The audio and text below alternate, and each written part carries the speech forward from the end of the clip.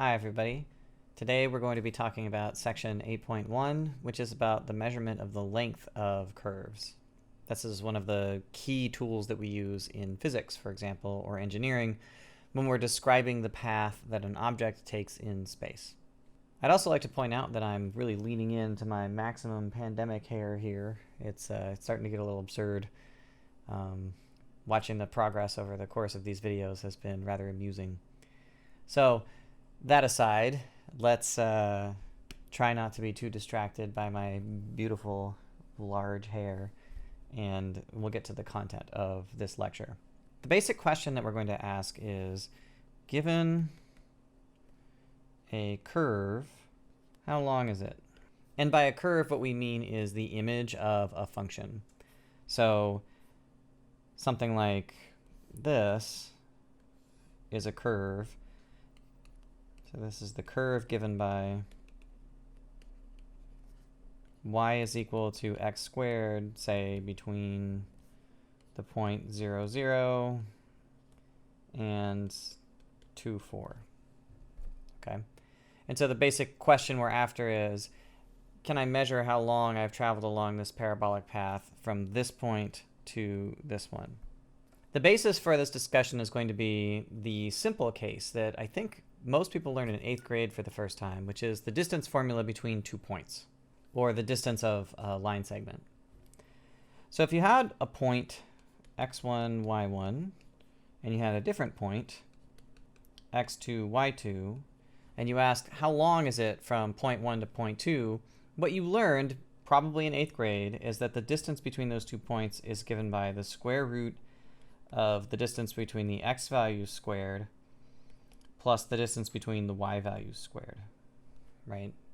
y2 minus y1 squared plus x1 minus x2 squared. However it is that you've actually written this down, this is the basis for that formula. So this is the distance formula. So what we're going to try to do is we're going to try to take the distance formula and turn it into something that we can use to measure not just line segments, but curved paths as well. And we're going to use the basic idea of calculus, which is that we're going to take a curve, we're going to cut it up into little pieces, and then we're going to approximate the curved parts with little straight parts. And the slope of those little line segments can be approximated by the derivative. So those are the ingredients that are going to go into building our approximation. So suppose that we have a path. And let's say that that path starts at this point and ends right here. And I want to approximate the length of that path using nothing but the distance formula. Well, one approximation you could make would be to draw this. So that is one approximation for this path. Now the path curves, but if I connect up the endpoints, then that would tell me that I could take the distance between this point and that one. So let's call this P1, and we'll call this P2. And then the length here, this is the distance from P1 to P2. Okay? A better approximation would be possible if we used more line segments, because now instead of having this curve that sort of really strays away from the line, if I put another point on the curve, then I can get a better approximation now with 2 line segments. So we'll call this P3. And now we're going to have a distance that's given to us by the distance from P1 to P3 and the distance from P3 to P2. And the idea is that the distance from P1 to P2 is a worse approximation, is worse than the sum of the distances from Pi to, say, Pi plus 1. That's not the numbering scheme I used, but the idea here is that I'm trying to get at with this sum is, as I break up the curve into smaller and smaller pieces, I can use the linear approximation over and over again to get a little linear segment and another little linear segment and so on and so forth, so that if we were using lots of polynomials to approximate this, you might get some piece of straight lines that look like this. So this is called a polygonal path. And the idea is that this polygonal path is made up of straight lines where I can use the line segment approximation, but because there are so many line segments, I can make this approximation as accurate as I want by making those segments shorter and shorter and shorter. this should already make you suspicious that there's going to be an integral involved, because everything we've done in this class, when we've taken something big and cut it into pieces and then said, oh, well, as I cut the pieces smaller and smaller, the approximation gets better and better. The idea here is that somehow this set of ideas should turn into an integral. So the trick is to use the mean value theorem to replace the slope of the line segments with a slope in terms of the derivatives. Because then I have an expression for slopes that's not just dependent on the x and y values, but something that I can compute by plugging x values into the derivative. So what do I mean by the mean value theorem, to remind you?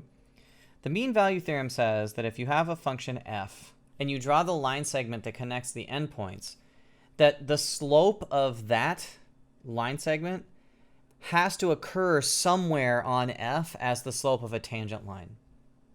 So in math, what that says is, if this is the point A, f of A, and this is the point B, f of B, that there exists a value c in the interval from A to B, so that f prime of c is equal to change in y over change in x. What we mean is that I can find some value c so that this point right here, c f of c, the tangent line here has the same slope that this line does. So these two lines have the same slope. So how can we use it in the setup we've got right now? If we have a curve and we're approximating it with a line segment, then the distance formula says that this is the square root of the change in x squared plus change in y squared. That's two different kinds of variable. I don't want to have y's and x's mixed together. So I need some sort of expression I can use to get the y's out of the equation and just have x's in there. And the trick we're going to use is the mean value theorem is going to give us a way of getting rid of the y's and putting x's in instead. So what's the trick? Well, the trick says, well, somewhere in the middle here was this value c that had the property that f prime of c was equal to delta y over delta x. The slope at c matched the slope of this line. What that tells us is that delta y is equal to f prime of c times delta x. And that substitution is going to let us take the distance formula and say that this line segment has a distance given by the square root of delta x squared plus f prime of c delta x squared. This gives us a way of measuring the distance where x is the only variable we have. And we're using the derivative of f here. Now, admittedly, this is one of those things where the c is trapped inside the partition points. But as I make the partition smaller and smaller and smaller, those c values turn into x's. So here's where we're at. The distance formula for a line segment said, and using the mean value theorem to replace the delta y with an expression in the derivative, we have that this is equal to delta x squared plus f prime of xi star delta x squared. Well, this xi star here just means that as I go down the partition between any 2 points, there's got to be some x in between those 2 points in that interval that gives me the right derivative. Well, algebraically what that means is that this is equal to 1 plus f prime of xi squared dx. Because after all, there was a delta x squared here and a delta x squared here. So if I factor it out and then square root it, it just turns into a delta x. That's going to be the dx in our integral. So now with this, what is our approximation not for the distance of a single segment, but for the whole curve? Remember, this is the distance for one segment. So the picture you should have in your mind in the background is you've got the curve and you've got some segments, and each one of these is a d. Distance 1, distance 2, distance 3, distance 4, and so on. So if I want to know the total approximation for my curve here, I have to add up all of these expressions. That is, our distance is equal to this guy. This is an approximation for the total distance traveled by a particle traveling along this path. If I want to make it perfect, I can take the number of line segments to infinity. So now taking a limit as the number of line segments goes to infinity, what we get is the arc length integral. That is, the total length traveled is equal to the integral from a to b of the square root of 1 plus f prime of x squared dx. And this formula is called the arc length formula. Now, there was nothing special about the fact that we had a function of x. We have an equivalent formula for a function of y. You can go through the derivation on your own, or you can just imagine that we swap x for y and we do the same computation. And what we end up with is the alternative form, the integral from y equals c to y equals d of the square root of 1 plus g prime of y squared dy if x is equal to g of y. So there we go. There's our arc length formulas. We have the x is equal to g of y formula, and we have the y is equal to f of x formula. Now, I should point out here that these formulas aren't particularly nice. They look nice. The geometric derivation of them is beautiful, right? The fact that we can do this, that this gives us a way of computing the length of any curve we want in terms of this integral is awesome. But there's a square root in here, and not just a square root, but a square root that involves derivatives and squaring. So any sort of complicated function is going to give us integrals that we are going to be hard-pressed to be able to solve. So this is a type of formula that in practice turns out to be something that is usually done numerically. But the fact that we have this tool available means that even if we have to work numerically, we still want to know how far along a path, say, an electron travels, or an atom, or a bullet, or a missile, or a satellite, or anything else where we can describe the path. Even if we can't actually write down an analytic solution for the integral, we still have an expression we can solve for. So now that we've got a formula for arc length, what I'd like to do is try to turn it into a formula that measures arc length in terms of some kind of parameter. You can imagine that you've got a curve f of x, and that you know the starting point for the curve is at a, f of a.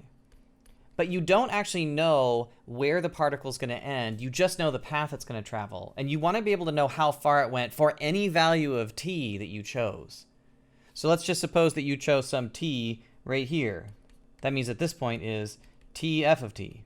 I would like to know how far the object traveled between time a and time t.